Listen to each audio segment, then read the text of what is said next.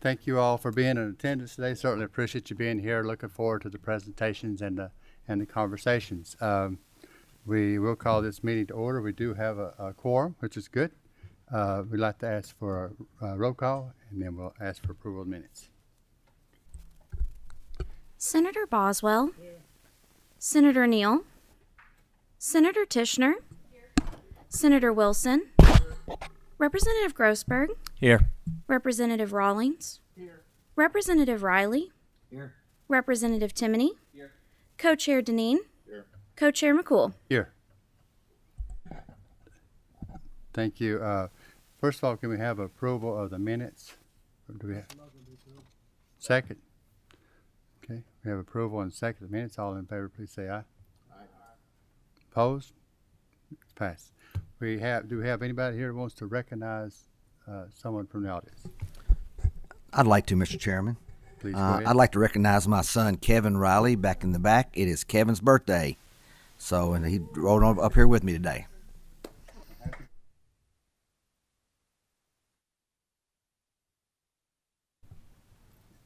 Happy birthday, Kevin. You share the same day with my mother. She turns 89 today, so happy birthday. Again, thank you all. First we have on discussion is the Council of Postsecondary Education. I think Dr. Thompson is online, and we need to hear from him first. With folks from the Council of Postsecondary Education come up first, please.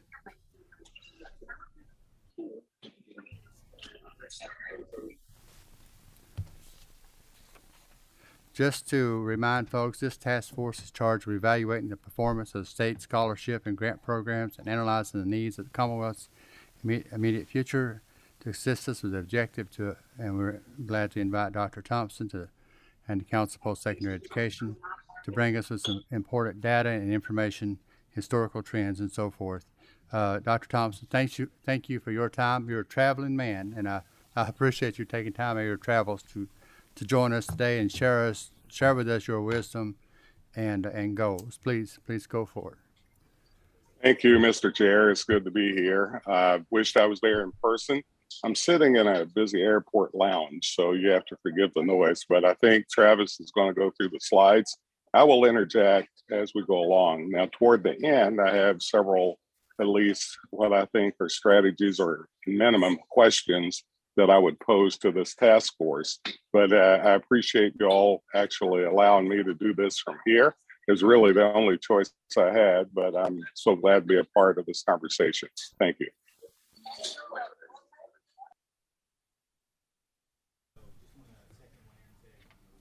Is your mic on? Can you hear me now? Yeah, and okay. Make sure you introduce yourself, please. Hello. Of course, Dr. Thompson is joining us through Zoom. I'm Travis Muncie. I'm the Executive Director of Data Research and Advanced Analytics. I know it's a mouthful, but basically I'm the lead data guy at the Council on Post-Secondary Education. So what we really want to do is to go through some information and some data with you all around higher education affordability. And as President Thompson alluded, then he'll go over kind of some of, I guess, his takeaways from that and recommendations based on that information. So to get started, what are our goals? Well, with the discussion of affordability, the overall goals are to increase the percentage of population with a credential, strengthen the workforce participation rate, and by doing those, reduce the percentage of people living in poverty in the state of Kentucky. And with that said, I know I'm probably not telling you anything you don't know, but as far as poverty in the state of Kentucky, Kentucky does rank sixth in the nation as far as individuals that live under the poverty line in the United States. That's 16.3% in Kentucky compared to only 12.9% in the nation. And of course, that is highly variable across region. We do have some regions such as the Kentucky River Development District, which is closer to 30% of individuals that live in poverty. So what are our objectives? Well, we want to reduce financial barriers to college enrollment and completion, and also to improve the public's understanding on how to pay for college. So we'll get to our first data slide here. And as you see, it's very concerning. Basically, over the last 10 years, our low income undergraduate population has fell by 40%. Just to put that into perspective, the overall population decrease of our undergraduate students in our public higher education system was 16.7%. So it is decreasing at a much higher rate than the overall undergraduate population. Just to also put it in a little more perspective, in 2013, low-income students comprised of 40% of our overall undergraduate population. As of today, they only comprise of 29% of our overall undergraduate population. And a lot of that has to do with the college going rate. So what we've noticed is that the students who are on free or reduced lunch, which is kind of the K-12 definition of students from a low-income family, has decreased faster than the overall population as far as college going. So what we're seeing is less students from low-income backgrounds actually enter the post-secondary pipeline and matriculate into post-secondary. Can I ask a quick question on that while it's on my mind on that? Is that all right? Yeah. But that disrupt you too much. When you're talking about the poverty level, and you're talking about statewide, Yep. do you also look at the region? And I ask that question because sometimes what we may need to do in a certain region to fix that may be different than what we need to do in another region. Absolutely. Yeah. So we have done a lot of work recently to really look at the demographics and look at higher education from a regional perspective. But we do. I mean, there's huge variance across regions when it comes to poverty, when it comes to workforce participation. So we use quite a few data sources to kind of align the higher education goals to the regional goals. And, that is one of our big, one of our big focuses with our new strategic agenda is to be able to regionalize kind of those efforts. I would appreciate it if you could share that with us at some point in time, Yeah. if that's okay with the committee. I'd like to have that. And when I'm talking about regions, I don't know if we're talking about the same region. I'm thinking congressional regions. Is that what you're looking at? Well, there's a lot of different ways you can slice it. But usually we do it in development districts. So what Okay, that does is it that's allows us to kind of look at it through the same lens as the Census Bureau, as the American Community Survey or the Census Bureau, Okay. so that we can really be able to compare different regions and Okay. look at different aspects. That's fine. Those are some kind of boundaries that you've got. Oh, absolutely, yeah. And then the workforce regions, yeah, like I said, there's a lot of different ways to look at it. Okay, thank you. Nope. And if we break that low-income population down into the intersections of other populations, you can see that we've seen a pretty staggering decline across other populations as well. So underrepresented minority students who come from low-income backgrounds, that population has decreased by 23%. Adults aged 25 to 49 who come from low-income backgrounds are down 49%. And then students from Eastern Kentucky are down 42%. So we see that decline amongst low-income students across the board. Quick question. Thank you, Mr. Chairman. Did you disambiguate by those who are first-generation college applicants? Because not to nerd out too much, but my degree was in statistics, and I know that the single biggest predictor for college enrollment is if you had one or more, and I believe it's actually with a weight towards the father versus the mother, but there's a collinearity between college enrollment and parental college enrollment, and I don't see that as one of the breakdowns. We don't have that broken down in this presentation, but that is a population that we follow closely. We don't collect the specific information from when they're admitted, but what we do use is kind of a proxy from the FAFSA or the Student Financial Aid File that has mother and father highest degree on that. So we do follow that population. Go ahead, Dr. Thompson. Travis, let me interject here. First of all, I appreciate anyone who knows statistics, as I'm one of those. You're absolutely right. But when you correlate father's education with family income, you really see the biggest predictor. So the issue with us having a real solid piece of data on first generation is that that's self-reported in many cases. So we have started keeping track of that. And we think now we have a big enough big enough number to be able to do some solid predictions. But you're absolutely right. Historically speaking, if a father and mother goes to college and are successful and make a little money from it, it has a high predictability of the success of a student, and vice versa. If they don't, then they have a smaller chance of doing that. So actually a good catch. Please proceed. Okay.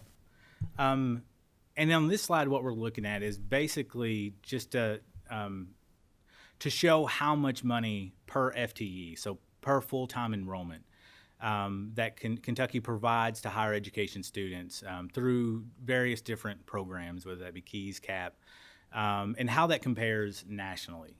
So as far as state aid per FTE, Kentucky is actually 50% higher than the U.S. average. Which just means that per FTE, Kentucky does provide a lot of student financial aid directly to students through scholarship programs. And then just looking at the same thing, but from the broken out by sector, we can see that KCTCS students do receive the most per FTE from those programs.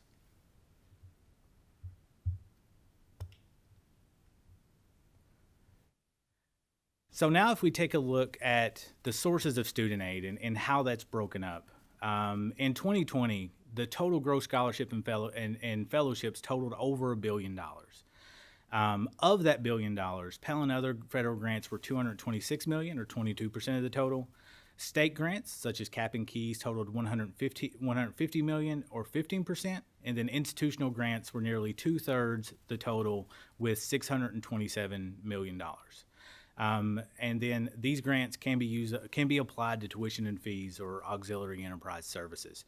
So really just wanted to give a good visual of all of the scholarships and fellowships provided, how that's broken out, and what those proportions look like for students. And here, this is kind of in the same vein, but basically we're looking at just the growth over time. On the blue bar, we see institutional grants. On the green bar, we see Pell and other federal grants. And then on the yellow or orange bar, we see state aid. And as you can see, outside of kind of that federal or Pell aid, which did go up substantially at the end, you do see very linear growth in the institutional grants, while federal grants and state grants have remained somewhat flat. So what you're seeing is institutions are really trying to step in to kind of ease the burden on students from a financial aid standpoint. And just to put that into perspective, so in 2020, institutions generated $1.8 billion of gross tuition and fee revenue. So basically that represents 1 out of $5 of that tuition revenue was actually spent on institutional grants, which totaled $372 million, also known as the discount rate. But what Kentucky has done well is stopped, or at least slowed, the increase of tuition. So what you're seeing here is the percentage increase of residential undergraduate tuition over time. And as you see, we have been trending down there. And the average for the most recent year, the 23-24 year, was at 2.7% increase. So how do we really look at affordability? I think one of the most used methods is by looking at net price, which takes the full cost of attendance from an institution, takes out all scholarships, grants, any kind of scholarships or grants that a student would receive. And what's left over is what they would basically call the net price. What we've done is we've actually taken that a step further to look at what we call unmet need. It's a very similar calculation, but it also includes the expected family contribution. And so with our new strategic agenda, or the 21 to 2020, 29, 30 strategic agenda, affordability was really set as one of our primary focuses within the agenda. And the main key performance indicator within that was unmet need. So very similar calculation. You're taking the full cost of attendance, you're subtracting out all the grant aid, but you're also including the expected family contribution, and then what's left over is what we're calling unmet need for a student. And as you can see, approximately 70% of first-time degree-seeking students have some unmet need. And then we take a look at the median unmet need by the different types of institutions. At KCTCS, that's $6,391. At the comprehensive institutions, that's $9,770. And at the research institutions, that's $11,714. So a good example of this, and we're actually not showing unmet need here. We are showing that net price calculation. But one great resource that we feel that has been provided for students is that Kentucky Students' Right to Know.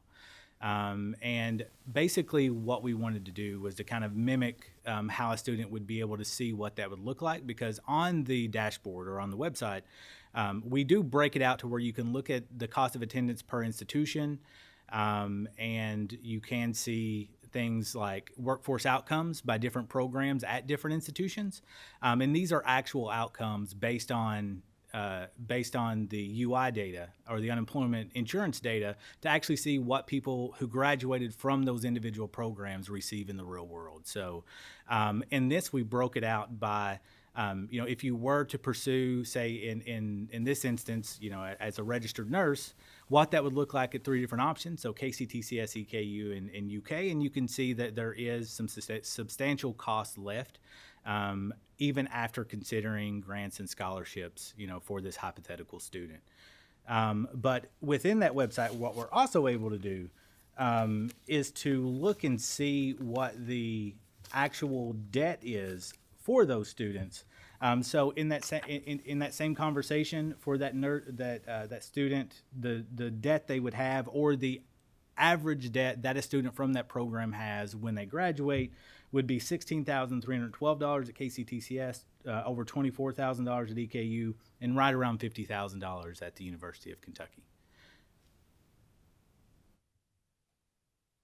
So why is unmet need important? Or why do we really use that as kind of our main performance indicator? Well, in the recent study that we performed, taking a look at the effect of unmet need on first-year retention for first-year students. So basically, that is, they were enrolled in the fall of one semester, and then whether or not they returned in the following fall. We did find some very, very strong evidence that having unmet need for a student greatly decreases their probability of returning for that second fall semester. And just some very broad outcomes here. So for the comprehensive universities, for every $1,000 in unmet financial need, it actually dropped their probability of being retained by 1.5 percentage points. And for KCTCS, the effect was even greater. So for every $1,000 of unmet need, it actually fell 2.4 percentage points. And as you can see, the median for KCTCS was $6,000. So just to do the math there, it's 14 for the typical student at KCTCS, they are 13, 14 percentage points less likely to be retained than other students. So returning back to the conversation around students that come from low-income backgrounds, we do still see a gap there. At KCTCS, they have done a really good job of kind of closing that gap, but there's still over 1 percentage point gap that exists for retention rates. At the universities, the gap is even larger, almost 7 percentage points gap. And then when we look at graduation rates, we also see the same gap that exists. So for the 3-year graduation rate at KCTCS, it's about 2.5 percentage points. And then at the universities, it's even greater, over 13 percentage point gap between the overall population and students from low income backgrounds. So you can definitely see we've got a lot of work to do there.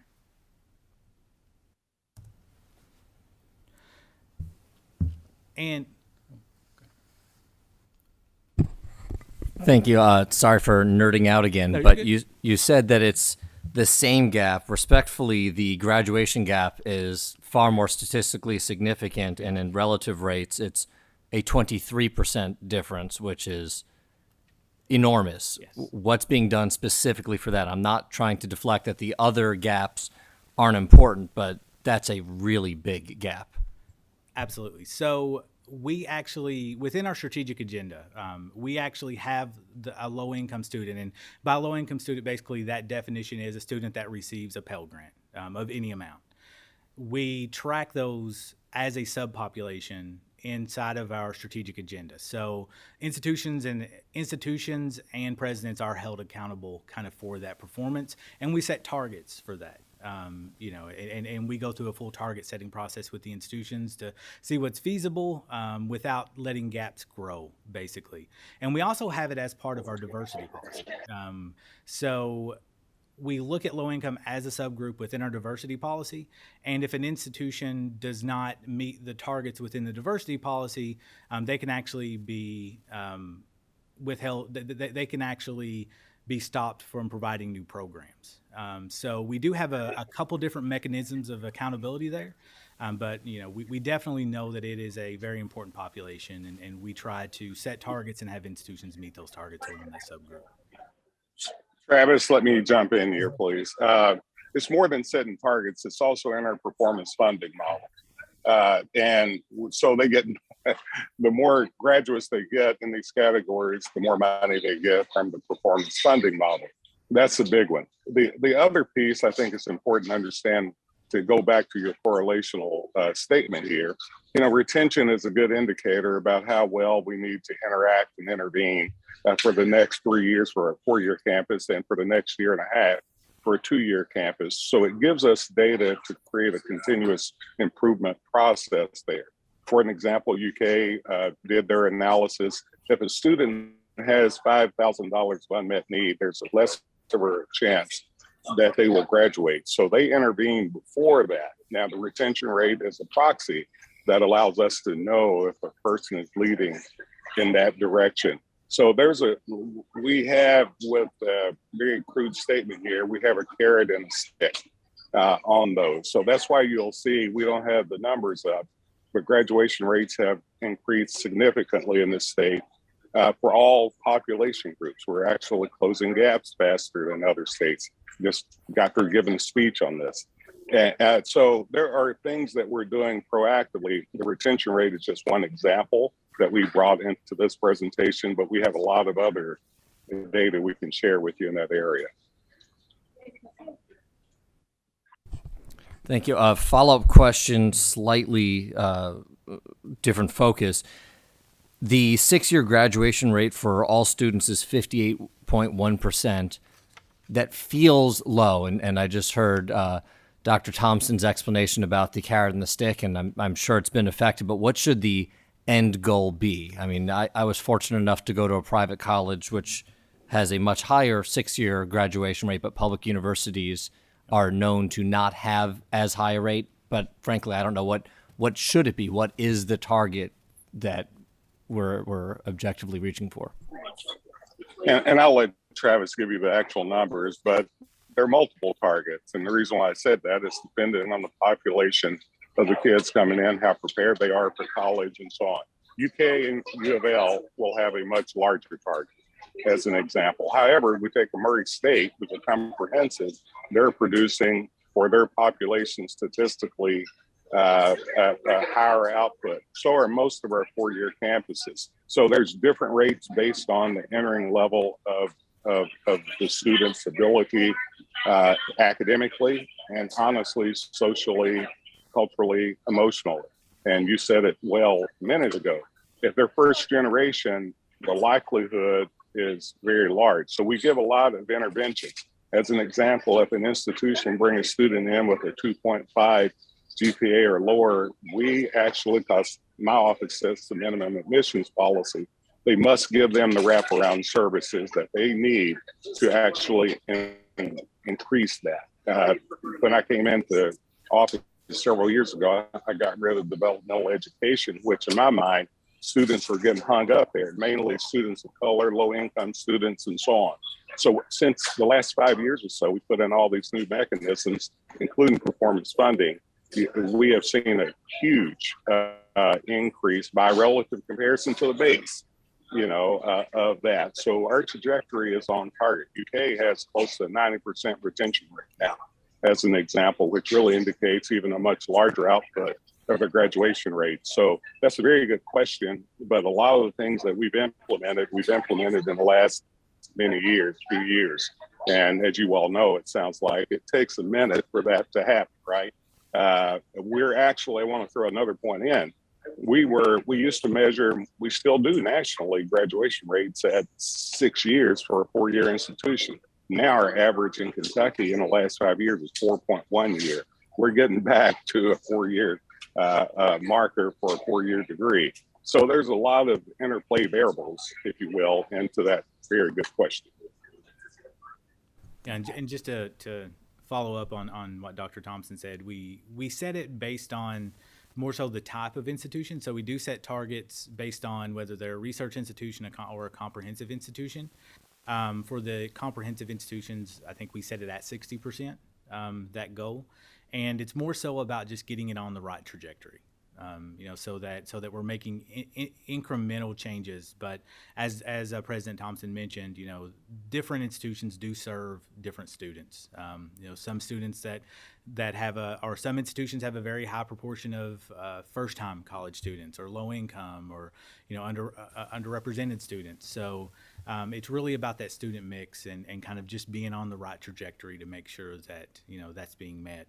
And as far as kind of the discrepancy between retention and graduation, we do see that it is that even if you do keep a student that comes from a low income background, that first fall, they're still harder to keep those preceding falls. So it's more about not necessarily just that first to second year retention, but also that third, fourth, fifth, and if needed, 6-year retention for that student. Please proceed. Thank you. So what we're showing here is some of the great work that our office did around student basic needs. So this is around our Student Success Collaborative and some of the feedback they got from students around the qualitative work they did. So with the students that they spoke with, more than 7 out of those 10 students were worried about finding money to pay for school. 1 out of 5 students ran out of money multiple times during the school year, and nearly 7 out of 10 had considered withdrawing from college due to lack of finance. And I think that correlates strongly with what we saw quantitatively in the unmet need study of, if a student is worried about need or they have unmet need, they really only have 2 choices. They can either take out loans to kind of fill that gap, or they can drop out of school and not proceed further in higher education.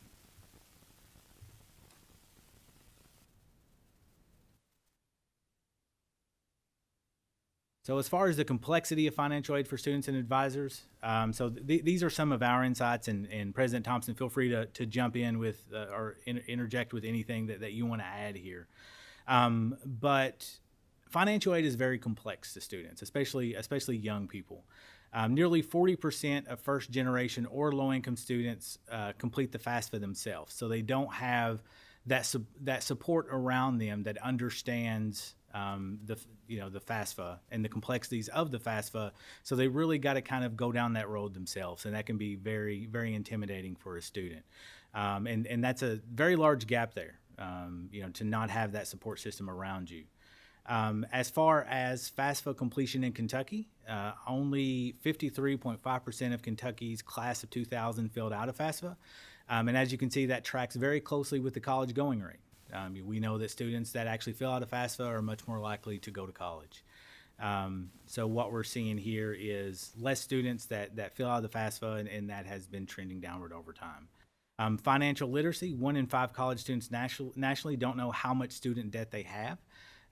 So it's hard to do something about kind of your debt if you're not even sure what's there.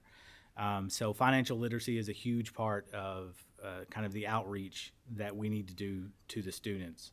And nearly half of students who do know the debt amount they have do not know what their approximate monthly payment will be. So that can be a big surprise when you finally graduate and you get that small period where you don't have to pay anything, and then all of a sudden there's a $400 or $500 payment there, a car payment basically. So all that falls under the banner of financial literacy.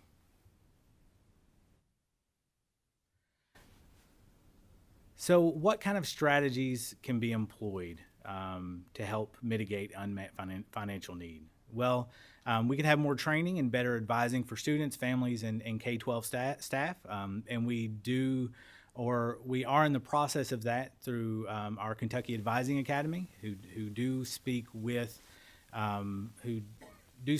advisors in the high schools and provide them with tools such as the different dashboards, whether that be ours or KY Stats, and the Students' Right to Know dashboard is a great resource there. Improving the links between post-secondary and career. How do we better communicate the return on investment for certain majors around employability and salary? We have a lot of that information. We do release return on investment studies, but how do we better communicate that and get that out to the people that need it? Kind of the Students' Right to Know is a good first step there. Improving time to degree by identifying major careers earlier. So we do know that time to degree is one of the biggest factors in how much debt you have when you graduate. The quicker you can get in and out, the less debt you're going to have at the end. So how do we make that time to degree better? Increasing experiential learning opportunities, paid or unpaid. Go ahead and start creating those relationships early within the program, and expanding scholarships and grants for high-need workforce areas. Thank you. Thank you for the presentation. I'm sure it's a lot for us to absorb, and I know we'll have questions probably later on. We can always come back to you, but right now, Representative Riley has a question. Yes, sir. Thank you, Mr. Chair. I think a lot of this discussion, I think obviously is because of student debt and the national talk about that. So we talked, you talked in here at the end about basically certain majors will make more money. Yep. We all know that. Have you done any studies on how many students after they graduate have a job in the major that they had or minor that they had while they were in universities? Because I think that's a big issue, because we have so many students that are getting degrees, but they're getting degrees in positions they can't get a job. Right. Yeah. And so now, obviously, they're suffering. So in saying that, what is the purpose of college? I mean, what is the purpose of college if students are going to go there and they're not going to be able to get a job? And in saying that, and I'm not against colleges, so for whoever's there, I have several degrees, but where are we going to get this connect to have students go to college, be successful, get a major in which they can get a job, and then continue that process? Because I think that's a big issue that we have with student debt, is people are not getting jobs.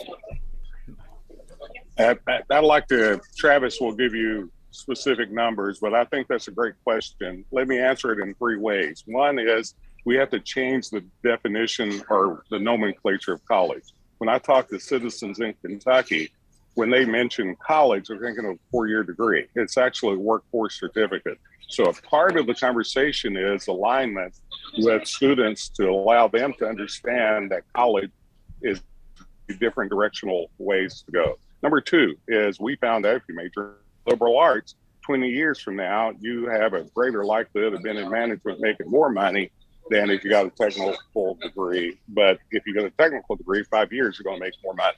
So we've got to think about this longitudinally, which allows me then to say, number 3, how do we align courses and programs like liberal arts that would allow people to know what the jobs that are out there for them? I mean, I had an undergraduate major in sociology and political science and became a big shot in corporate America, right? So we have to do a better job of aligning that. We also have to do a better job of making sure that we put in the thread. And one of my last three statements here in a little bit, I'll point to this.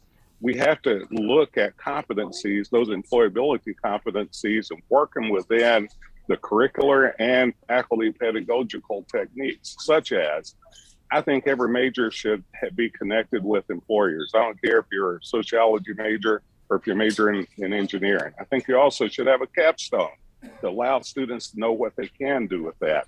So I think it's important then, number three, for us to say that if that is the outcome of students not getting jobs in their fields, we'll have to give them a directional understanding of what their fields could be, right? And also how to help them align themselves with employers early before we get to that point of not understanding. I mean, before they get to the point of not understanding, they're not going to make enough money. We've said several times today about the student right to know. Since we've employed that, students really have an idea of exactly what majors that they could go to, money they can make, the average student debt in those majors, and the jobs that are out there for those majors. So I think that's exactly where we at least going with education.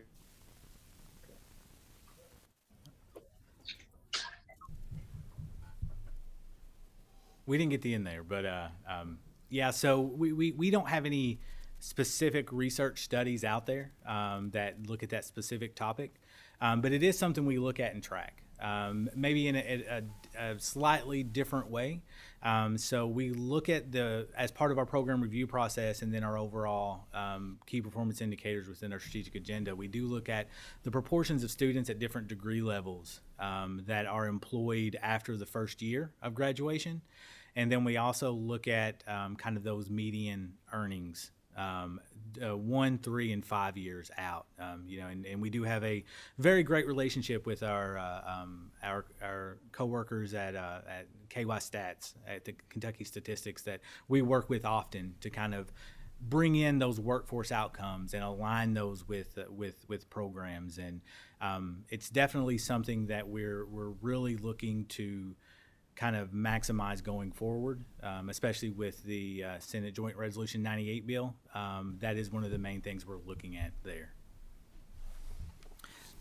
Thank you. I think all of us in here want student success. I think we want universities to be successful. We want students to be produced. But I think a lot of times when you talk to the average Joe taxpayer, they're going, well, people are going to college. Well, how come they don't have a job? How come they're not getting a job?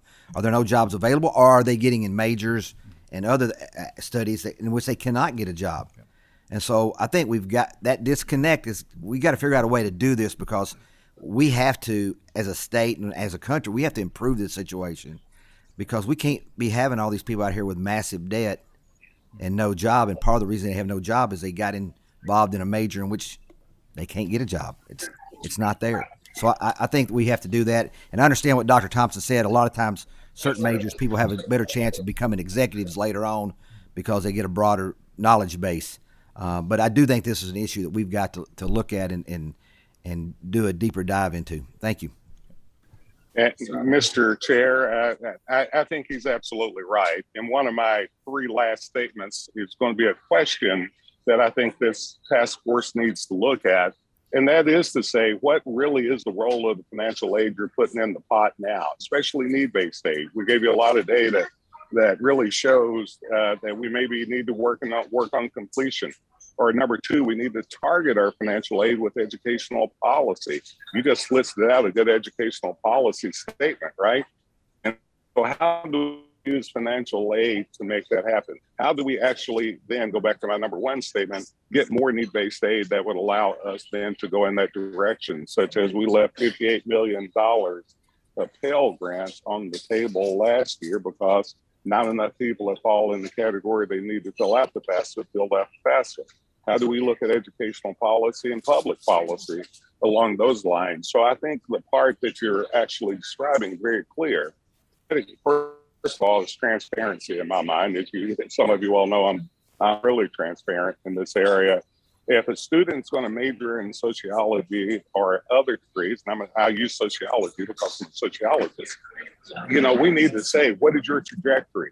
And then give them the information to make that choice, but also give them the information when they're a senior on a capstone course is saying, here's some direction you can go. We can connect you with employers that can help you to get on track. The same we need to do with engineering, the same we need to do with my son who's majoring in chemistry, right? Let him know his direction. So I do believe that connection between financial policy and educational policy needs to be connected much tighter along the answering of the lines of the questions that you just posed.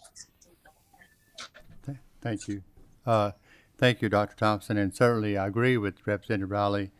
As looking at the underemployed graduate is a major concern, along with those others as well, because they do have a lot of debt, and the jobs that they've taken are not enough to pay off those debts, plus keep with the livelihood that they need to maintain. And Dr. Thompson, I appreciate very much those points that you brought up, and that's something we do need to look at. I do appreciate the presentation. Any other questions before we move on? Yes, Representative Tipton, please. Thank you, Mr. Chair. I'm not a member of the task force, but this is a topic I'm very much interested in. Could you go back to the slide that showed the tuition increases? I've got a couple of questions and a couple of comments, if I could ask. As I recall, you're getting to that slide. Was there President Thompson? When was it? Around 2008, 2009, that CPE was required to approve all tuition increases? Yes, before that, it was the Wild West, just to let you know. So we took back control in 2008, or 2009, 10 would have been our first, I think, tuition output from CPE.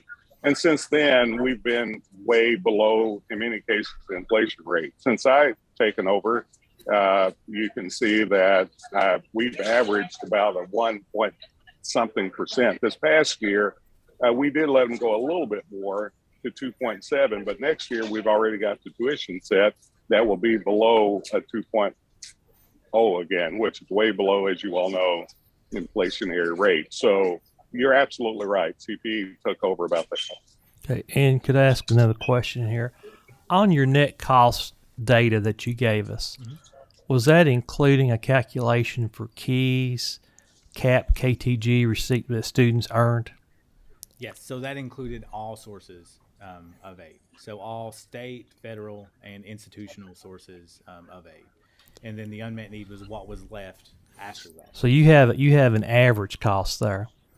Now, as I understand it, a student who is Pell eligible is automatically eligible, and Kia's going to be in here in a minute, is automatically eligible for a CAP grant or a KTG grant. In the 22 budget, we seriously increased the funding for the CAP grant, where I believe every student pretty much can get tuition fees if they're Pell eligible. And the point I want to make is I think the group that's really hurting is what I'll call that middle income group. You got the low income can get that. You've got the families that can afford it, but you got that group that's just marginally above the poverty level. That's a group I think we need to be concerned about and taking a look at, because they're not eligible. They're not Pell eligible. And the other point I'd like to make is I think one of our weak links has been mentioned is advising and counseling. You mentioned the Kentucky Advising Academies. I know schools do things. Their counselors, Kia, can talk about their people that go out. And I'd like to see us, if we could figure out a way to coordinate all those efforts better and do a better job of providing those services. And the other issue I see is the wraparound services. You have, especially with students who maybe are a little older, things like childcare. Things like they have to work in winter college classes available, food insecurity. And I think those are a lot of the things a lot of times we forget to talk about that are essential in this. And we have to recognize that the jobs of the future are going to continually change. Some of us were down at SREB a few weeks ago. and President Pruitt mentioned that there's a Chick-fil-A in Atlanta that there's not a single person in that store. You order your food's prepared, and it's delivered to you. So technology is changing at such a rapid pace that people are continually going to have to be retooling their skill set. So appreciate the opportunity, Mr. Chair.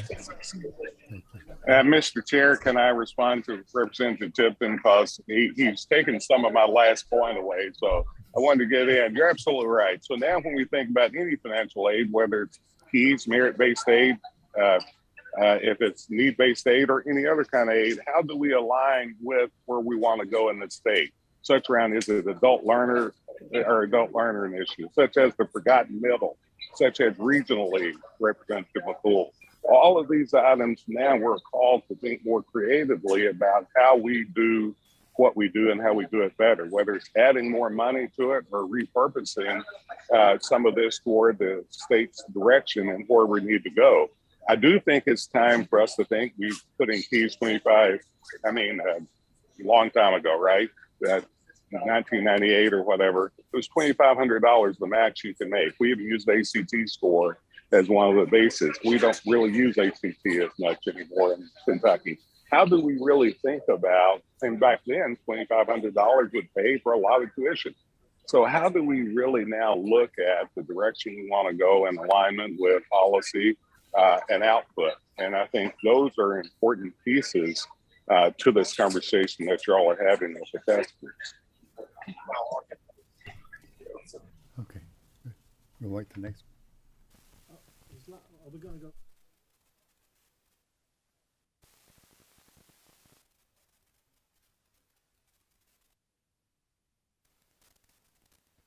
Yes, Senator. Well, thank you. So as I look at these graphs, and there was been some talk from Representative Greenberg about statistics, especially as related to fathers versus mothers and Grossberg, I'm sorry. I apologize. That's right. I wouldn't want that. I was trying to elevate you. I'm sorry. So this is a delicate subject, but you have it on here. Now, as this graph shows a 40% decrease in the number of fewer income, low-income students are going to college, and then on the next page it talked about unrepresented minority students. I think during this same period of time, if you check statistics, there's been an increase in single-family homes, most without a father. And some statistics show in the minority class as many as 8 out of 10 children are born outside of a marriage, out of a two-family home, let's put it that way. And it must have some type of effect on some of these problems we have in our higher education. Do you agree or not?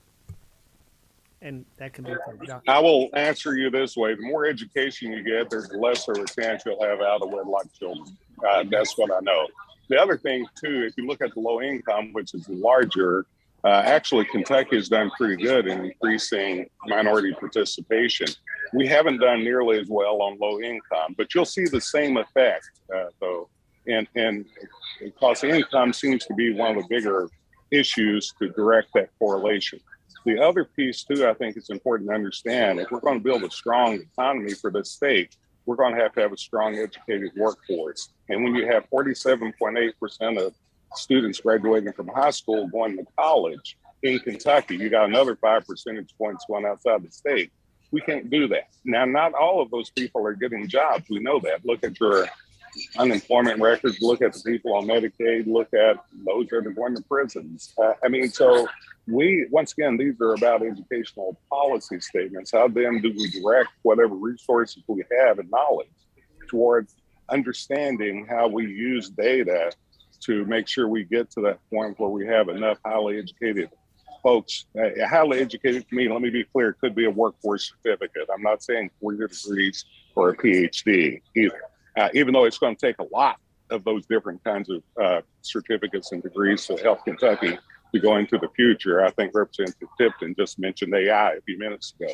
So some of these conversations, I think, have to be directed toward the knowledge we have, but yet the understanding that we're at a base now that if we don't increase college born rate, if we don't increase completions, if we don't increase directional understanding of these young people knowing what jobs they can get, whatever certificate or degree they get, then I think we're going to be left behind in Kentucky. Now, I'm proud to say we're number 2 in the nation on completion now, and that's happened a lot in the last many years, but we can't keep this up unless we somehow do better alignment with financial aid, better alignment with K-12, and with the workforce.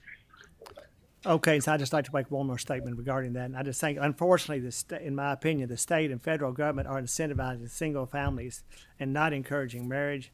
And I do have one last question then for Travis Muncie. Mr. Muncie, you mentioned, since you mentioned, I'm going to ask you more specific. You mentioned the word diversity earlier. Mm-hmm. And could you give a short comment as to exactly what you meant by that statement? Well, I think when you look at equity and diversity, especially, I think you've got to put it into the Kentucky context. So it's more so where those gaps exist in success.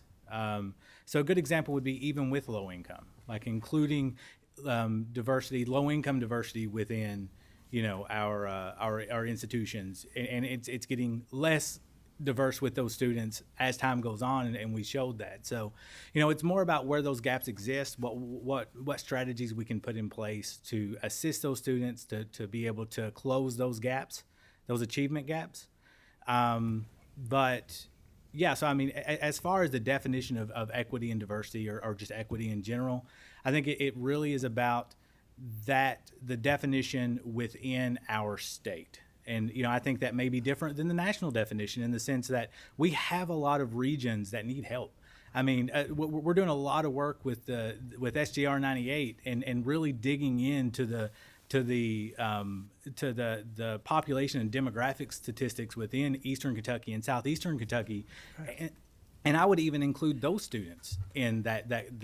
So you're just talking, not to interrupt, but you're talking about established classes, basically. Or just subgroups. Of low income or exactly. So just subgroups that where we know they may not have the same support mechanisms that other students may have. So how do we fill that gap and help those students to succeed just like any other student? Okay. Yeah.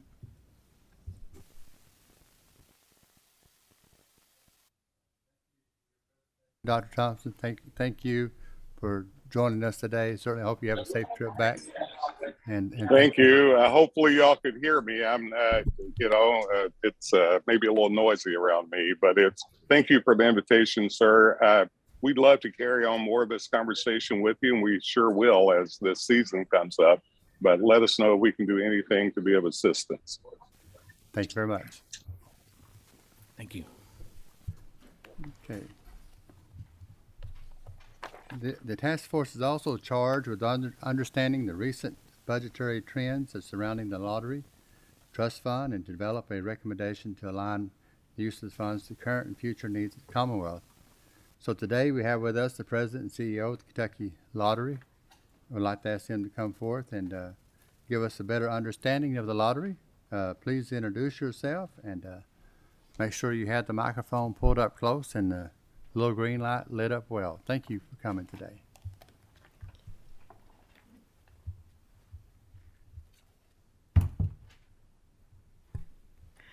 I'm all over that green light today. Always gets me. I'm Mary Harville, President and CEO of the Kentucky Lottery. Maggie Garrison, CFO of the Kentucky Lottery. Jennifer Lures, General Counsel of the Kentucky Lottery. Thank you to the co-chairs and the task force for letting us come and talk about the Kentucky Lottery today. There's nothing we would rather talk about. Just a little bit about me before we get started. I was born and raised and educated in the Commonwealth, first-generation college student.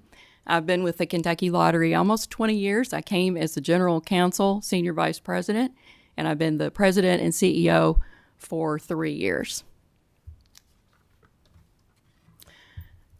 Our first slide here will hopefully show our office building. It's 1011 West Main Street in downtown Louisville. We have a workforce of approximately 160 65 people, but we are a sales organization, and that means that some of us work off site. 55 of us work out in the field all across the Commonwealth and all of the counties, and there we are. And we've received the designation of the best place to work in Kentucky for the third year in a row, one of our size group. Our mission and vision is to fuel imagination and fund education for all Kentuckians. I hope you've heard that. And our vision is to enrich the lives of all Kentuckians through our principles, products, people, and partners. This might be my favorite photo.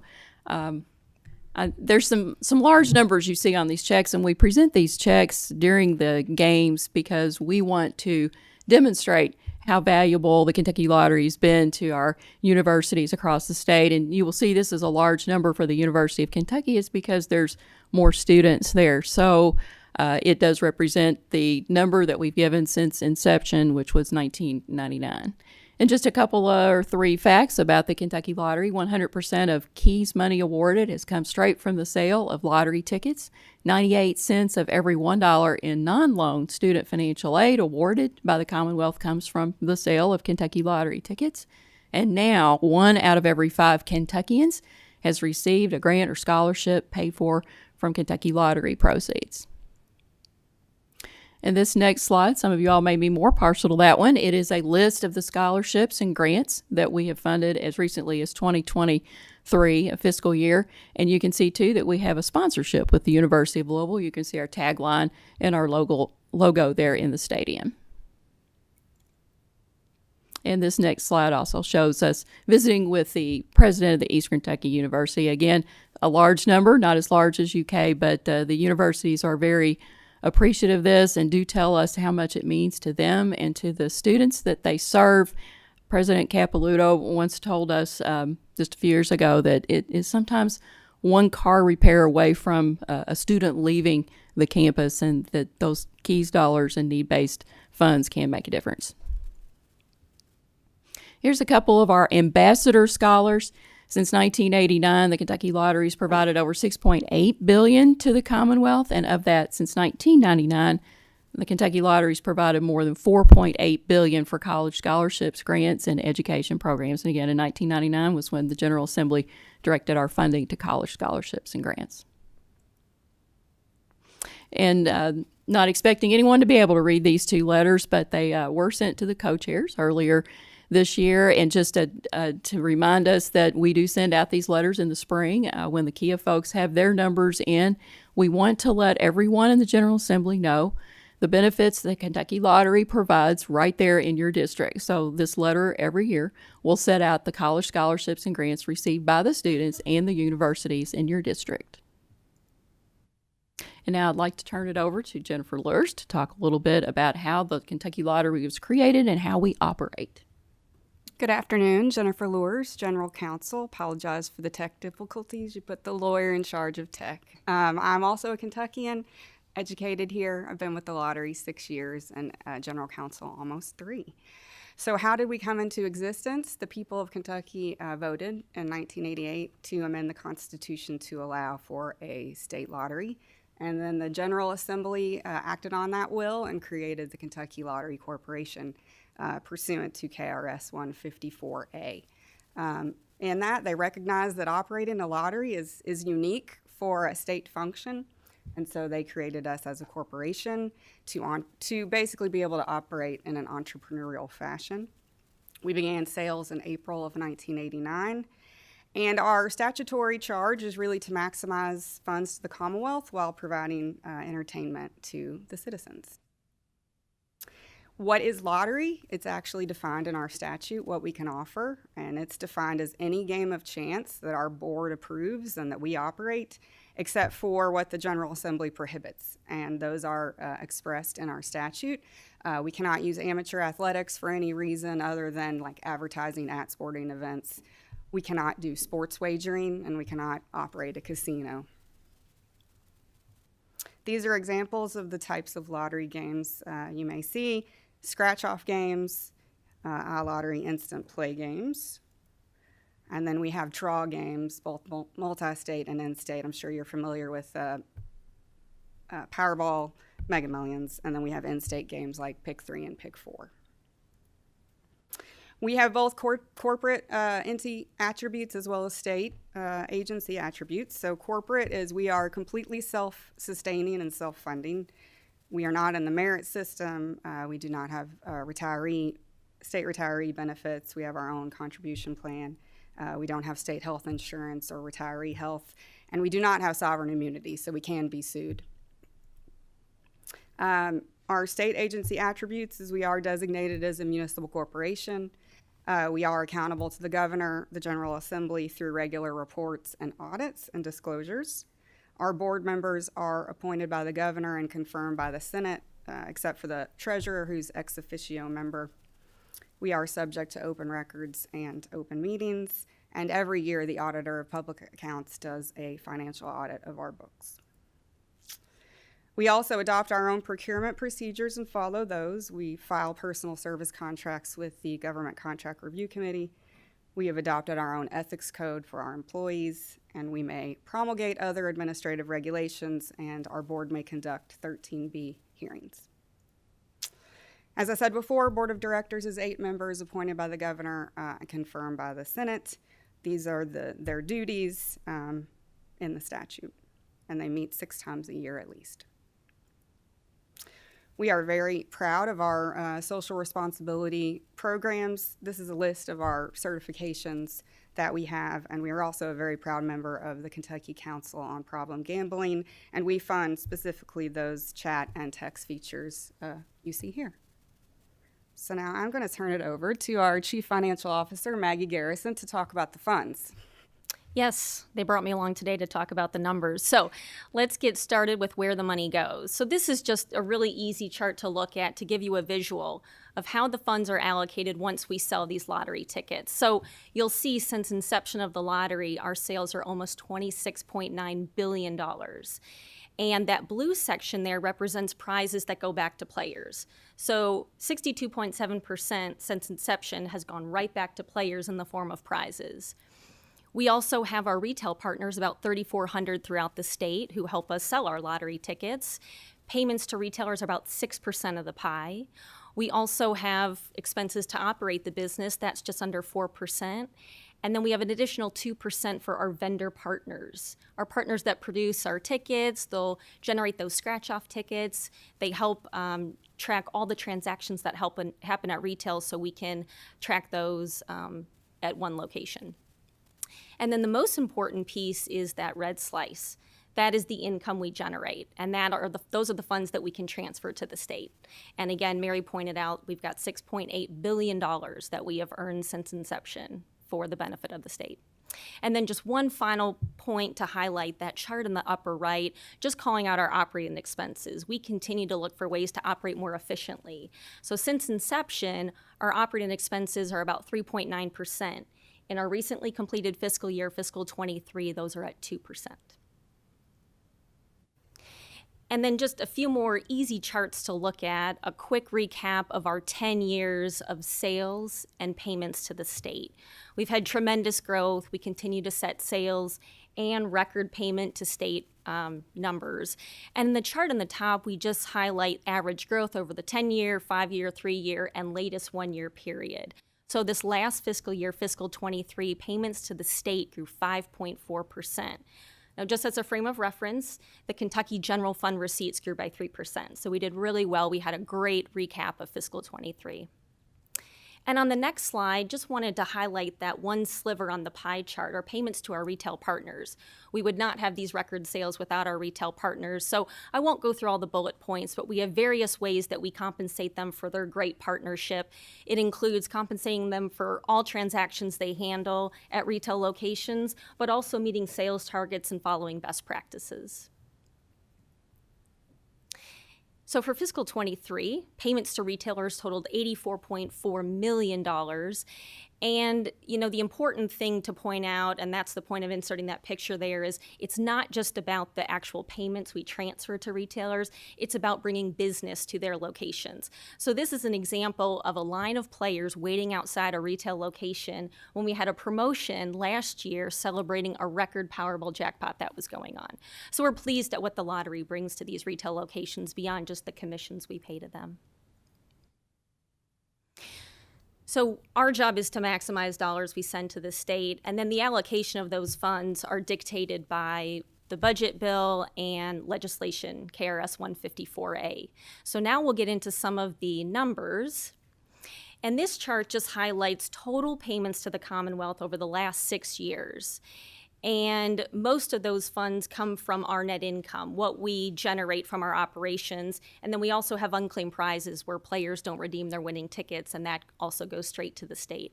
So for fiscal 23, we set a new record of payments to the state, $380.3 million. So we're really proud of that. And then we like the charts. Sometimes the numbers are a little bit to review. So the pencils are fitting. We fund education. And this is just a layout of all of our payments since fiscal 18. And then what we've added on in the end is forward-looking estimates for our payments to the state. So our budget for fiscal 24 includes total payments of $367.5 million, the bulk of that from our operations, and then an estimated $10 million from unclaimed prizes. And then we also went ahead and inserted estimates for fiscal 25 and 26, where we estimate will continue to increase that payments to the state.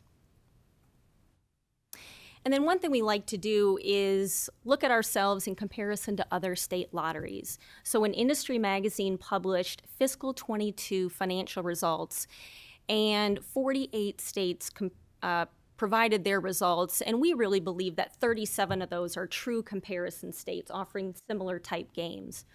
So I'll start at the last bullet point. When you look at actual dollars we transferred in that fiscal year to the state, we ranked 14th out of those 37 comparable states. When you factor in the economy of Kentucky and the population, our ranking increased to 7th as a percent of GDP and 12th as a percent of per capita. So that is the financial recap. I'm going to turn it back over to Mary. Thanks, Maggie. So how is the Kentucky Lottery going to continue to generate revenues to meet this need? Kentucky Lottery initiatives, these are some very general initiatives found from our strategic plan. We are always looking to recruit additional retail partners. We have 3,400 retail partners all across the state right now, but we always need more. We have just retained United Dairy Farmers, and I think Representative Rawlings, you might have some of those stores in your part of the state. And we're happy to be training them now, and they should be coming online selling lottery very soon. We're looking for Publix to open in Louisville this year and a couple more stores next year. And in 2024, we'll have our first Hy-Vee store in Fern Creek in Louisville, and we understand that Wawa stores will be coming next year to Louisville as well. Buc-ee's, don't think so, but if you've ever seen a Buc-ee's, and I understand we're going to get one more, you all nodding, I would give anything to be in there, and I stay awake at night trying to think of ways that we can do that. No lottery has been able to get into a Buc-ee's anywhere in the U.S., but we're all working on it. Okay, you just see all those gas pumps and you know we got to be there. We are always looking to develop games that appeal to players. We conduct focus groups and we do research because we want to be selling what players are wanting to buy. We know that they're gravitating toward the higher price points, and we know that they want those higher payouts, and we know we've got to provide that because that's what our competition is doing out there. We're looking at a multi-state NASCAR partnership. We have just concluded our first promotion with the Powerball ticket. It was quite successful. We had 92,000 entries. It's for a NASCAR championship game in Arizona. We think that was very successful and looking forward to more to come there. We are pursuing alternatives for buying at retail, and everybody knows it's all about the self-service right now. It's buy online, pick up in store. It's all about delivery, and we are trying to get into those areas. We have conducted a test for in lane in a Kroger store in Lexington. It's just not quite there yet from a technology perspective, but we're going to continue to work on that. And we always want to increase awareness on where the money goes, because players, particularly today's younger players, they want to know that the businesses that get their money are worthy and are giving back to the community. So we're happy to announce in 2014 that we're finally able to advertise. General Assembly allowed us to start advertising where the money goes, and we do that, and we're very grateful for that opportunity. Now, here's some other broader games and distribution channel potential that we are hopefully working toward. Right now, the states that operate the Powerball game, we're negotiating with a major sports league on a sports-themed game that would use logos in place of numbers. And I wish I could tell you who it was, but we have a non-disclosure agreement that would prevent me from doing so. But we're very excited about that. We think it'll have broad appeal all across the United States, and in particularly states like ours where we don't have a professional sports league. Buy online, pick up in store. We really want to be a part of this. We've conducted a test on a very local level to test that concept, and what you find is lottery is not like bananas in tomato soup. That's pretty much the same in January as it is in July. Lottery players love our new games. We had a new launch today, and players will be out wanting those new games. So when you're talking about putting it in the context of buy online, pick up in store, that has to be treated with tender, loving care and put on a list. It's not exactly consistent with what you find with Instacart. So we're still working on that, but wouldn't it be great when we get there?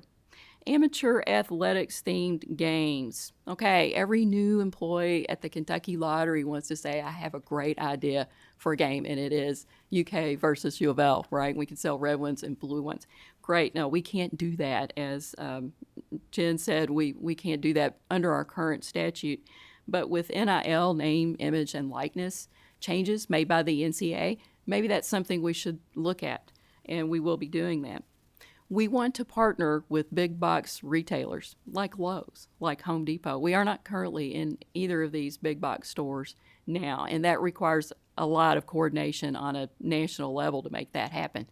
You might have seen us in Walmart, however, and we're really proud of our efforts to be in there. Took about 10 years. Kentucky was on the first wave of lotteries to be able to get into Walmart, but took a lot of work. And in the end, a vendor had to actually make a machine according to Walmart's specifications. But you want to do business with Walmart, so you do it. And that was a great move for us.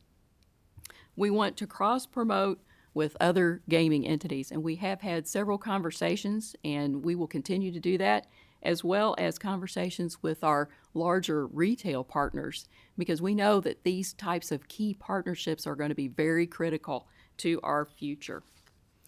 And in conclusion, I would just like to say that we are always looking for the latest and greatest things, but sometimes the oldies are the goodies. So you might have heard we just finished a tremendous jackpot run with Powerball.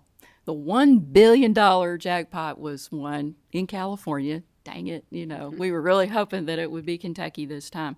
But the good news is that we had a $1 million winner just last night, and we had another $1 million winner. We've had several winners of the $50,000 prize.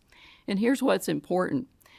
All the excitement that was generated by this Powerball jackpot run, we estimate that the increased sales from this jackpot run, which began in April, contributed $9.6 million for college scholarships and grants. And more good news is that the Mega Millions jackpot is still out there. It's rolling. There'll be a drawing tomorrow night. It's $720 million in the jackpot. And if you combine both of these games together, again, both of them were hit in April, so this jackpot run for both Mega and the Powerball, if you combine that, you will find that we estimate $14.3 million have been contributed to college scholarships and grants as a result of this Powerball and Mega Millions jackpot run. So we're off to a good start this year.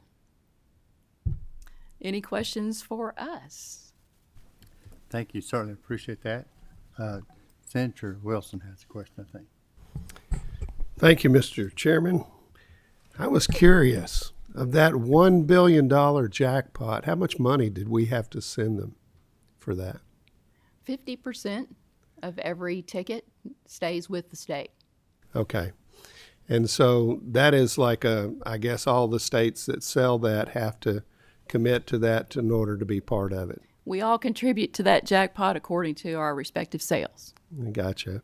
And as far as like the percentages, as we looked at the chart, the pie chart, it was the different percentages and stuff. Is that all come up with inside of the Lottery Corporation? Do you guys figure all that out? It's not by statute. Correct. That's Okay. correct. So the mix of games we offer have different price points. So really the payout and where players are gravitating to play, that really dictates that piece of the pie. As I mentioned, we continue to look for efficiencies. So our operating expenses as a percentage of sales are going down. Payments to vendors and retailers really based on sales. It's the prizes to players that's really the fluctuating factor, depending on what they play. Thank you. Next, we have Senator Tishner, please. Thank you. I have a question. Just statistically, do you track how many people are playing in the state? The average age of player, average income of player, likelihood of winning?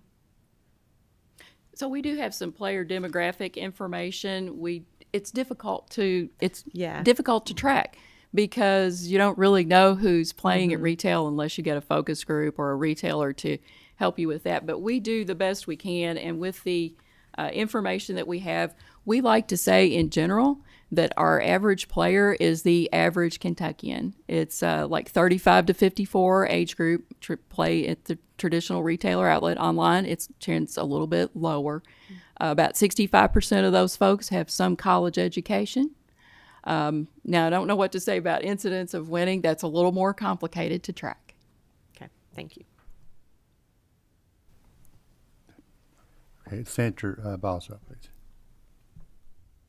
Yes, on your pie chart, when you're talking about where the money goes, how much, which section of this is a vendor expense? Because I'm on contract review, and we see some huge numbers coming out of there for vendor expense. Which category is that? Is that in operating expense? It's actually in the other direct costs. And the great thing about the nature of our vendor partnerships is they are compensated on a percentage of sales.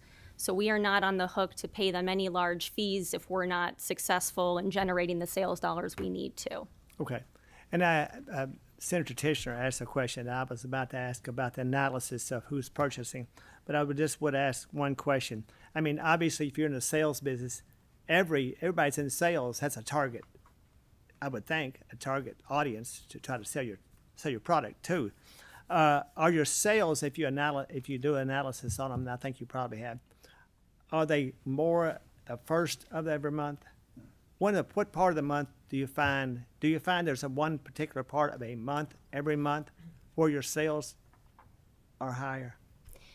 I think the trends we see more is seasonality. Not so much within the month, but the springtime is really popular. March is a popular month for us, and the holidays too. Thank you. And the game launches, like we had one today, that's designed to take place every few weeks, and our players really love the new games, so would anticipate we sold a lot today. Thank you. And we have a question from our co-chair, Senator. Thank you, Mr. Chairman. You had mentioned earlier your strategic planning. Can you share with all of us maybe some of the plans surrounding recent legislation that was passed and dealing with sports betting and how you may interpret that to impact your ticket sales? And can you share with us some insights on possibly on that aspect, but also we have a large influx of population moving into Kentucky, and I think that's going to produce a lot more folks to use, students, the number of students using lottery money. So I just wish you could give us a little bit of insight there on the impact of sports betting and the increase in population, because if we keep the numbers, we can't spread it any thinner than what it's already spread. Right, we hear that, and some lotteries have been tasked across the U.S. with the implementation of sports wagering. Some lotteries are set up to do that. We were not. This General Assembly made the decision to give that to another entity to regulate. So we will not have a part of sports wagering. Nevertheless, we want to be definitely mindful of it, and we are looking to what's going on in other states for how it impacts lottery, and we do want to be very mindful of that. We know we have to be extra vigilant, and we know as far as strategic planning is going, we need to emphasize what we offer that doesn't. And we know that players are going to gravitate toward that like they do any new and bright and shiny object. So we know it's going to happen. So we have to plan around that. We have to plan game launches. We have to reach out to retailers. And we're already doing that now because we've had competition before, right? We've had historical horse racing and we compete. So we'll be doing that too. We offer something unique, however, and it's 3,400 retailers all across the state that offer lottery products in a very convenient manner. So we'll continue to emphasize that. So far, sports wagering isn't there and historical horse racing isn't there. We are there, and we'll continue to work with our retail partners to make the most of it. Thank you. Okay, I don't see any other questions. I certainly want to thank you for your presentation today. And I'm sure if we have any additional questions, we'll be able to reach out to you. Thank you for your time. Thank you so much. Okay, next we have the Kentucky Higher Education Assistance Authority.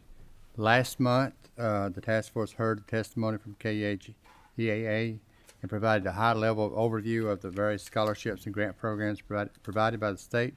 We asked them to come back, to return this month and provide the members of the task force with a deeper dive into the financial aspects of the KEAA and their programs. Please, thank you for coming forth. Please turn on the little green lights, introduce yourself, and proceed. Good afternoon. I'm Diana Barber, the Interim Executive Director for Kentucky Higher Education Assistance Authority, and thank you for having us back again. We enjoyed it so much. We're glad to be back. And I'll introduce Becky Gilpatrick, whom you met last time, our Director of Student Financial Aid, and she will take it away. Thank you. As soon as I can find the presentation, I'll be glad to do that.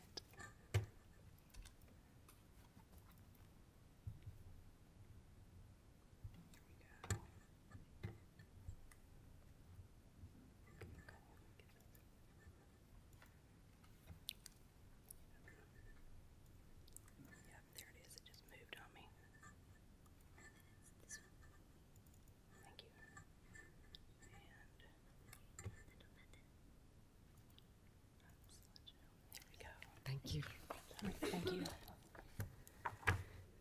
Good afternoon. All right, today I came back with some information, just some information pretty much stemming from follow-up questions off the last presentation, just to kind of add the information to that.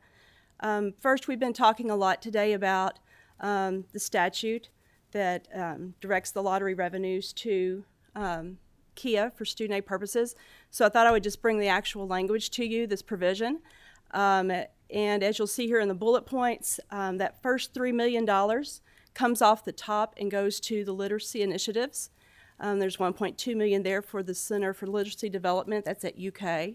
There's $1.8 million there for reading diagnostics and intervention, that's also goes to UK.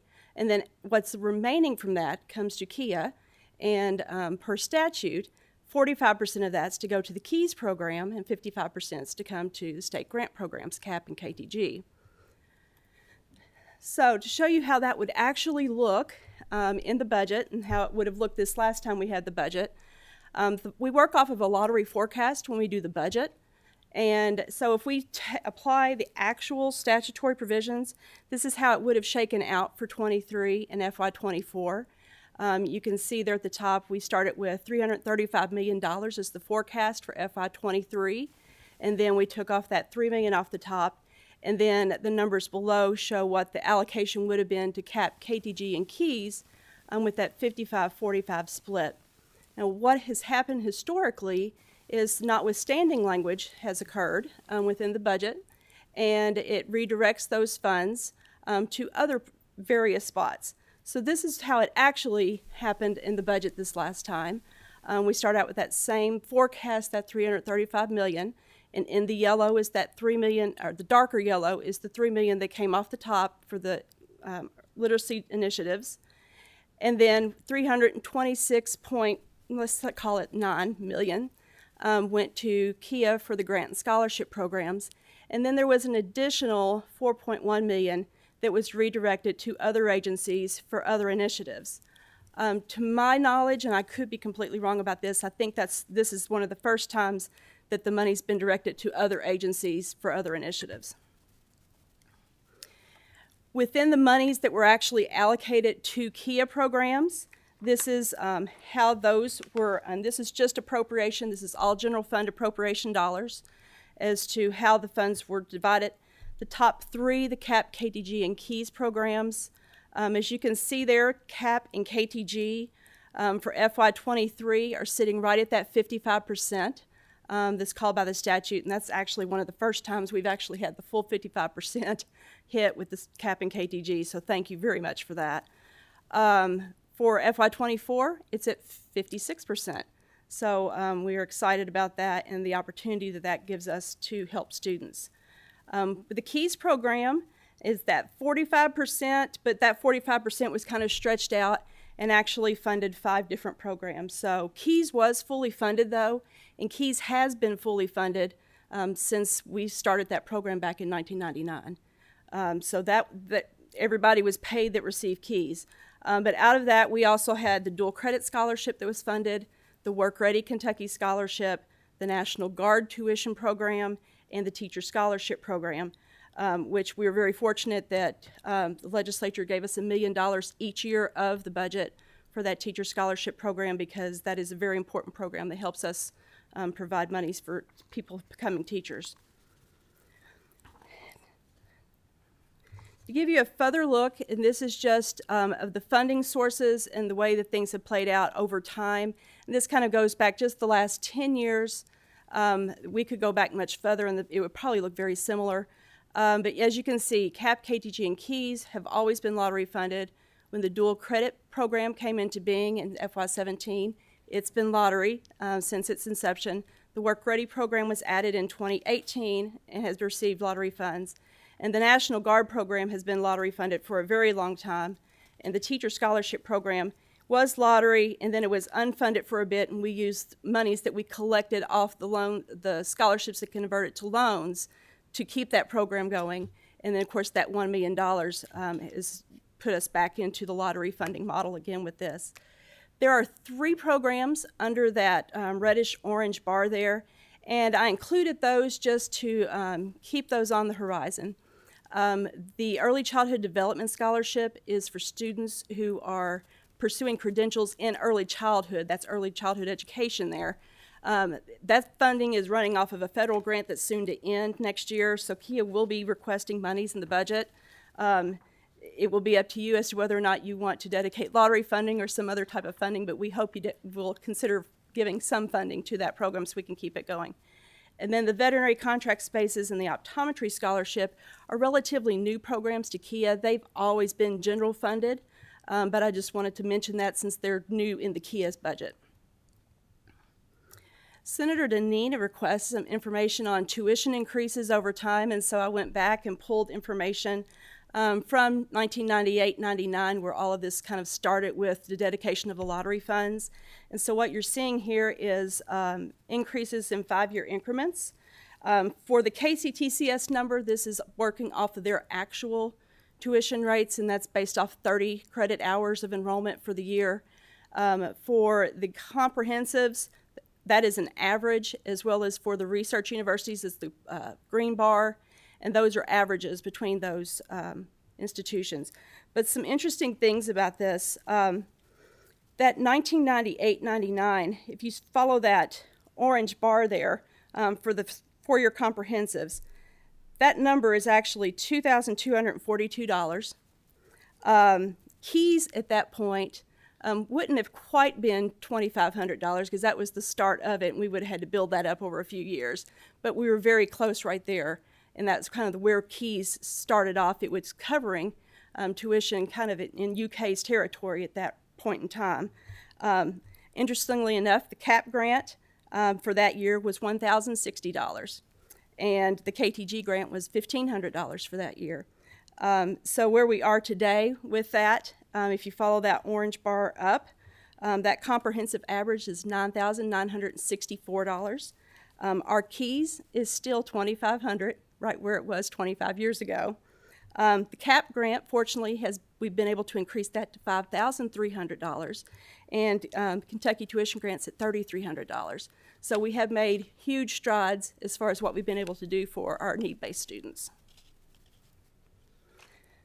This slide is just providing you some additional insights and information on the programs themselves. This is the same programs as a couple of slides ago, with the 7 lottery-funded programs and then the 3 others. This is the actual numbers. When I was here in June, I was giving you kind of estimates as to where we thought the FY23 numbers would end. This is the actuals. So what we have here is the number of actual recipients, unduplicated, and the average amount that we ended up dispersing for last year, and of course the award maximum, so you could have that in mind. And then I added some additional information about the type of student that these populations serve, that these programs serve, whether they're primarily undergraduate post-secondary students or graduate level students. Some of our programs do that, or if they're high school. All of that dual credit is going to high school students, so we're starting much earlier with the students that we're serving. And then of course the type of aid. And what we're seeing more, and what's all the newer programs, is that they're workforce development. So we have far more financial aid that is targeting workforce development initiatives. For the most part, they're within very specific sectors and for very specific purposes. But I wanted you to at least have that information at your fingertips. Now, something that can take away if we think about the tuition slide that was before is that these sources of financial aid can work together. They stack on top of each other. So you could have students that would receive a CAP grant, as well as keys and work ready, some other things like that.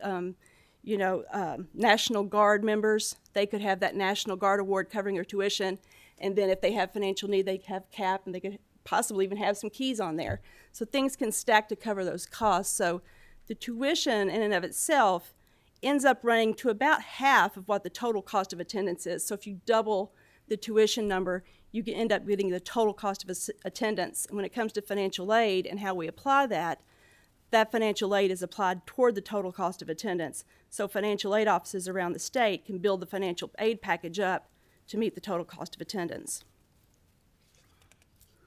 And my last slide here, I just wanted to talk about, this is probably one of the questions of the day, but it's what happens when funds run out. And it's kind of a complicated scenario, and I've tried to water this down. It took me a while to actually wrangle this slide to where I wanted it to be. But KIA's budget request, we try to give you the estimated amount of what it would cost to fund the programs. And so, as you know, we follow budget instructions, and there is the base appropriation request that we always carry forward from year to year, and then there's a growth request for what we think will take above and beyond that to actually fully fund everything. So if you think about base plus growth, that would be the full funding. The less than full funding could occur a couple of different ways. It would either happen, say, if the full amount was not appropriated with the base plus the growth, or we have, we get the appropriation and then we have an unexpected utilization that's higher than we anticipated. More students showing up for college, more students actually using the funds. So, of course, I'm sure you realize there is some calculation work that goes on when we put those budget numbers together. So it's always possible to have more students show up. And we've been seeing that increase kind of come back up since the pandemic has kind of started to calm back down and enrollment starting to pick up again. But the timing of when we know there might be a potential funding issue kind of really helps KIA when it comes to determining what path needs to be taken and how it will be taken. And so the two primary options when it comes to not having enough funding are either funding fewer students or cutting award amounts. And so depending on the program, those decisions are a little easier or a little more difficult depending on what we have. And so I kind of laid that out for you as to what some of the obstacles are. For the KEYS scholarship, of course, we're building that over a 4-year high school period, and we're sending those award letters to students every summer saying, congratulations, you have X amount of money in keys. And when they graduate, we're doing the same thing to say, here's your total. Now this is what's available for each year of college, you know, for 4 years of college. So to cut that, to make a cut immediately, we would have to take it straight off of the students who are going into college or they're using it in college. So that's kind of taking back what we've been telling them they will get all along. If it comes to cutting keys over a much longer period of time, then you're talking about going back to that base award, and it's going to take several years to actually cut those while they're in high school and then have it actually show up in budget reductions. So keys is a challenge. With the dual credit scholarship programs, and this is all the dual credit, it's also a bit tricky because the students are actually applying for those scholarships at the same time that they're enrolling in those classes and taking the classes. And so a lot of times they're already starting instruction before that scholarship is secured. KIA kind of takes them on a first come, first served basis and starts awarding and funding as we get the information from everyone so that those students know they have the scholarship, they can go ahead and take the class and they're not going to have to worry about anything. But if it came to a point where we're going to run short in the year because we have utilization, remember utilization is going to be a moving target once we've started the year, so there's hard to tell where you're at until you get into the spring semester on some of that. But then we have to make a decision about who we're going to take money away from. And what we really don't want to do is have to go backwards and start pulling money away from the freshmen because they're the lowest on the pecking order, and then the sophomores and working up. The seniors would be the ones who would be guaranteed first, and then the juniors in high school, they would be able to keep their money, or that would be our goal. So there's, as I mentioned, could be a little problem there. The National Guard program is considered a military benefit. We've fortunately never had to cut any of those.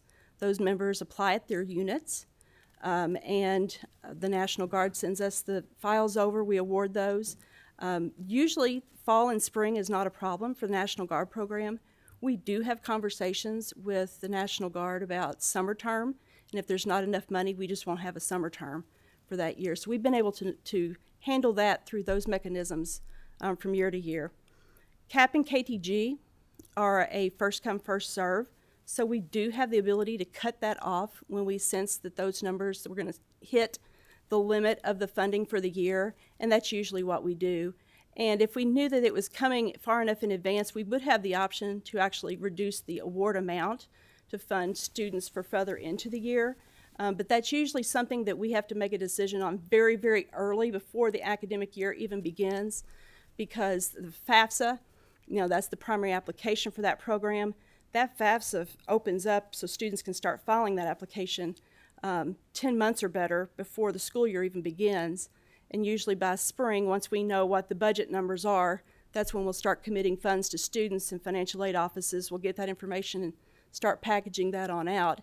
So it's kind of pulling that back once we're in the school year. So once we have the award set, it's just a matter more of just cutting it off when we start to sense that that funding's going to run out.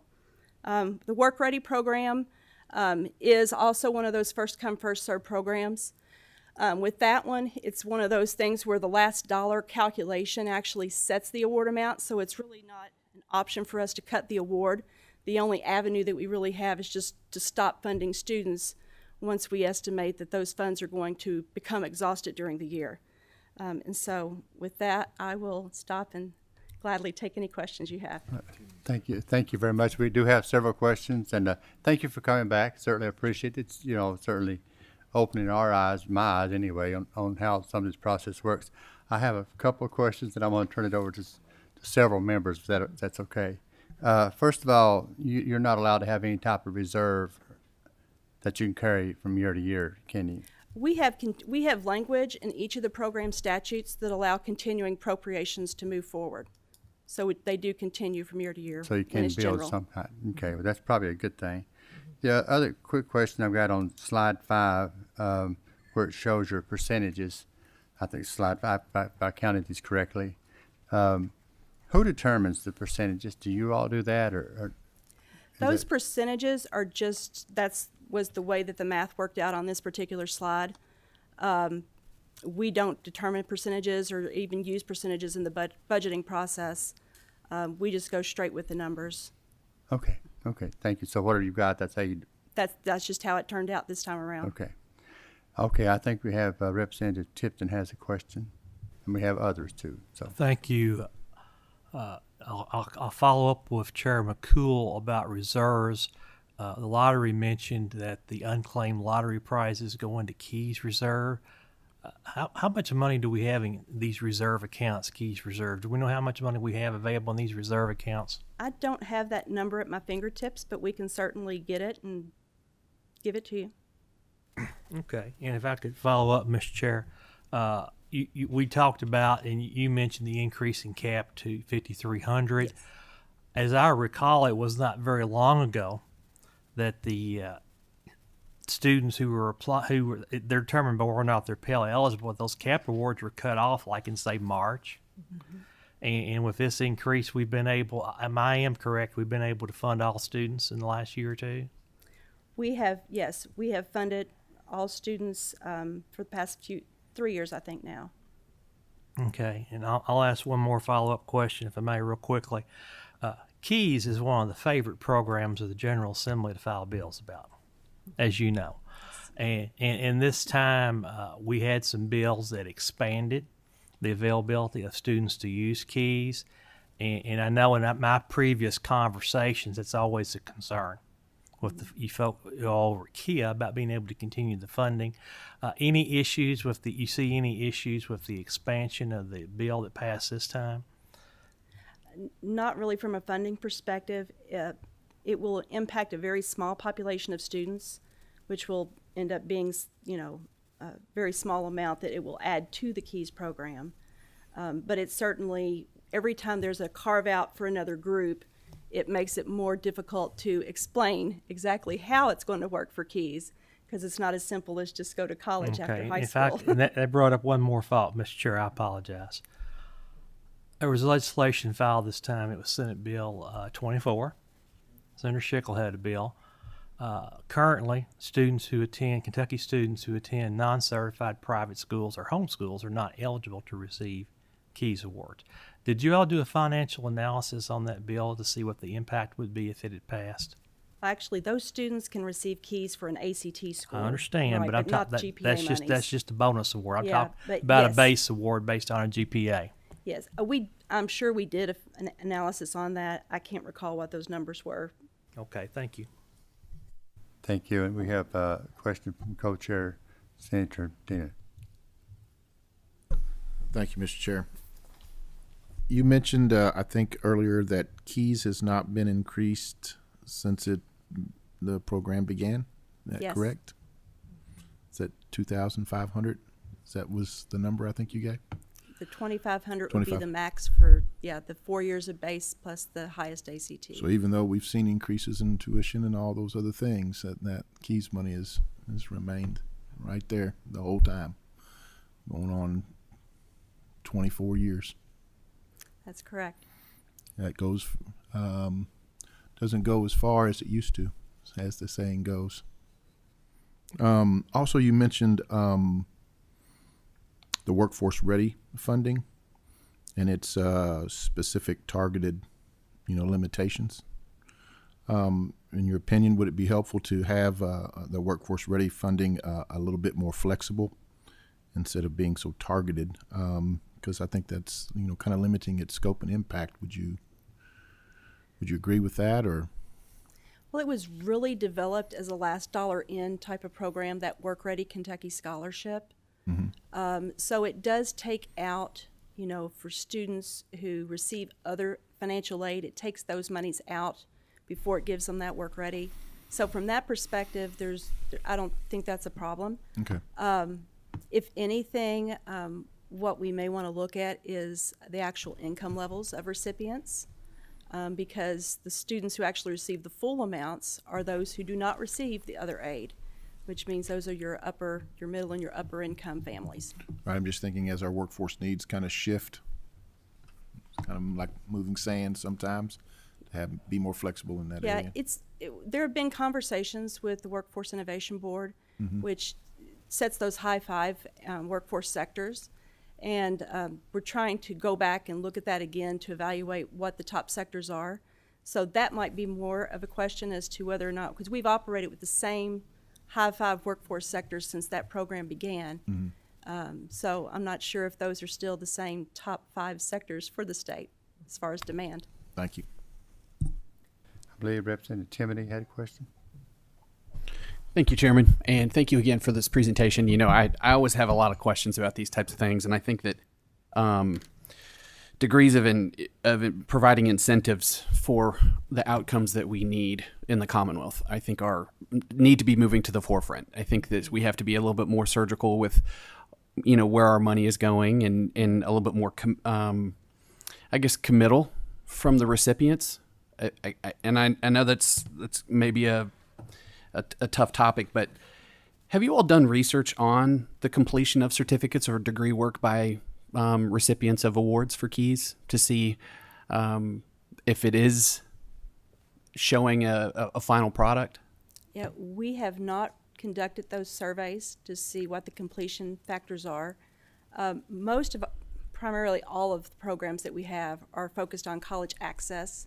So it's geared toward the front end, getting people into the programs and helping them there.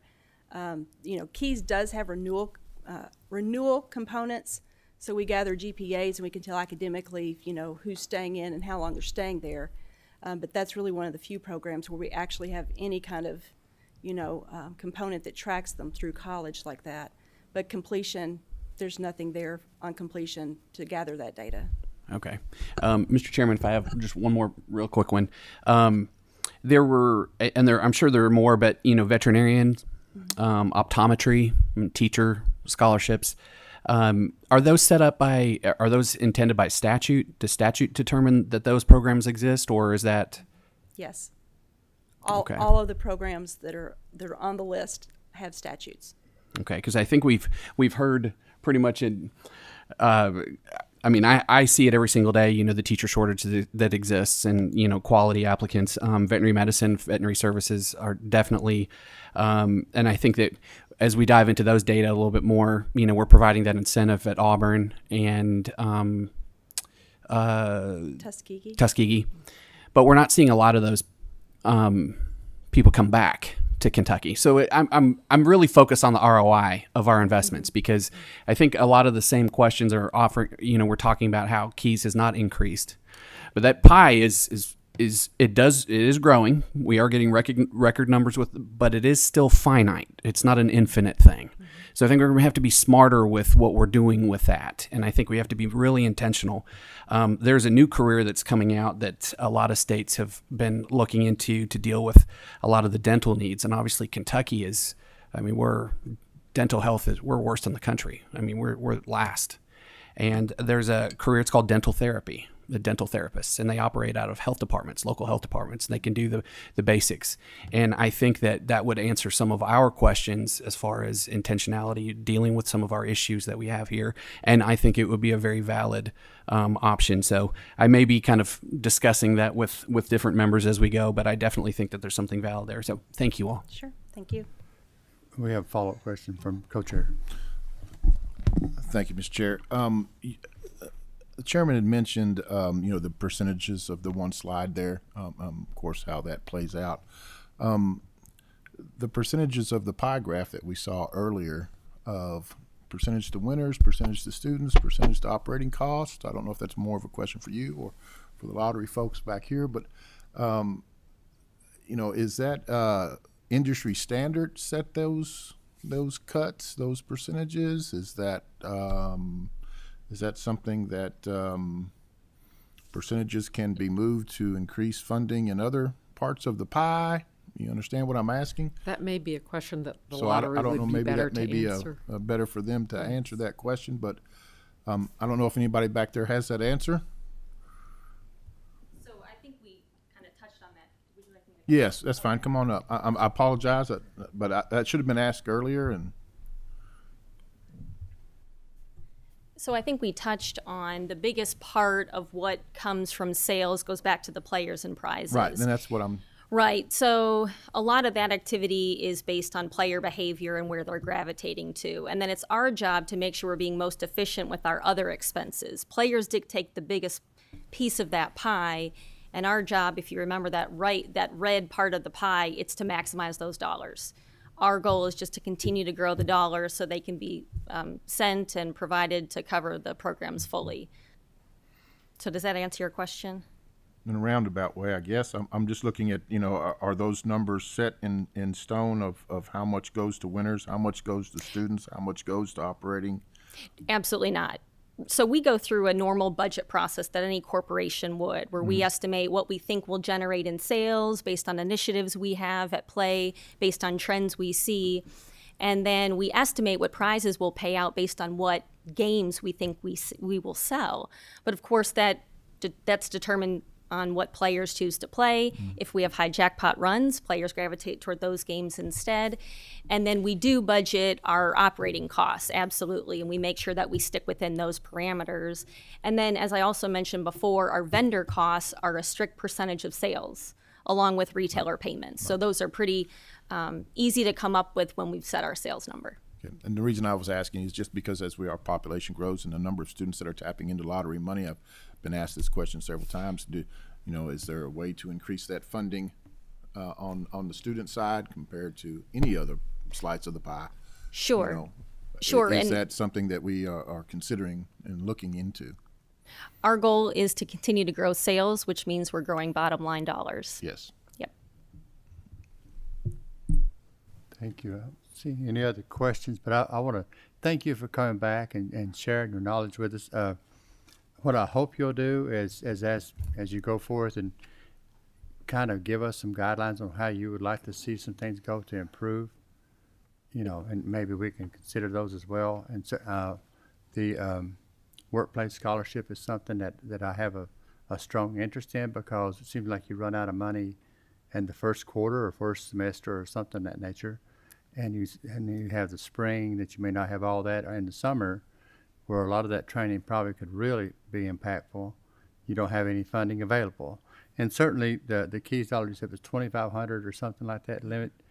In 1998, that paid at full tuition with more left over if you was in KCTCS. But right now, you'd have to take that, plus you'd have to take out other loans just to continue. So we need to look at that as well and see how we can increase that for the students. It's very important. But I want to thank you, and I don't see any other questions, but thank you for your time and sharing of knowledge. So thank you so much. Thank you for having us back. Yes. Thank you. Thank you for this opportunity. I also want to thank our staff today. They're fantastic. Certainly can't make it without them. They're the best in the world. So thank you all for everything you do. And thank you all on the committee for joining us today, and all the presenters. Thank you very much. We are adjourned.